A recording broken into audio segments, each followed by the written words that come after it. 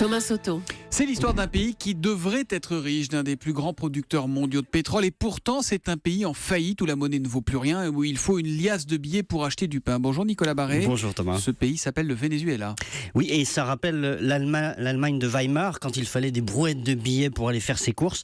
La monnaie du Venezuela, le bolivar, a perdu tellement de valeur que la banque centrale ne sait plus comment l'imprimer. Il n'a plus de papier pour l'imprimer. Ils ont dû imprimer des billets à l'étranger et les faire venir par avion cargo par 747, des caisses de billets, parce qu'ils n'arrivaient plus à en fabriquer. On a même vu des restaurants, tellement l'argent ne vaut plus rien, des restaurants utiliser des billets de banque à la place des serviettes en papier parce que ça leur revient moins cher, figurez-vous. Incroyable, mais comment un pays peut-il en arriver là ? Alors, c'est déjà arrivé, mais c'est quand même extrêmement rare. Le Venezuela connaît une hyperinflation à plus de 700%. Pourquoi ? Parce que toute l'économie marche sur la tête. Le Venezuela possède pourtant autant de réserves de pétrole que l'Arabie Saoudite, voire même un peu plus. Il y a aussi des mines, il y a plein d'autres richesses, ne serait-ce que la nature, d'ailleurs, qui est magnifique. Donc, il devrait être très riche. Mais depuis plus de 15 ans, ce pays est géré en dépit du bon sens.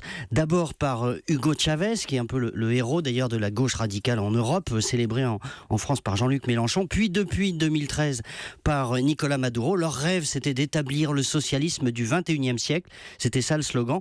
Dans les années 2000, avec l'argent du pétrole, ils ont nationalisé les banques, les commerces, etc.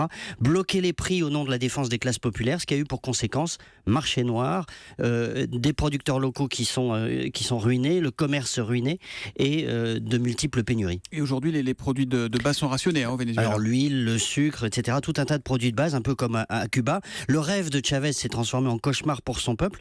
Le Venezuela, c'est poussé à l'extrême, la preuve que de mauvais choix économiques conduisent un pays même riche à la ruine. Le pire, c'est que malgré cette démonstration grandeur nature, il y a encore des gens qui considèrent que Chavez et Maduro sont des modèles, comme quoi parfois on est un peu aveuglé. Voilà, il y a quand même une vie démocratique encore à peu près au Venezuela, puisque l'opposition a gagné les dernières élections. Oui, mais le régime a plutôt tendance à mettre les représentants de l'opposition en prison. C'est ça, de là leur permettre de s'exprimer, c'est une autre histoire.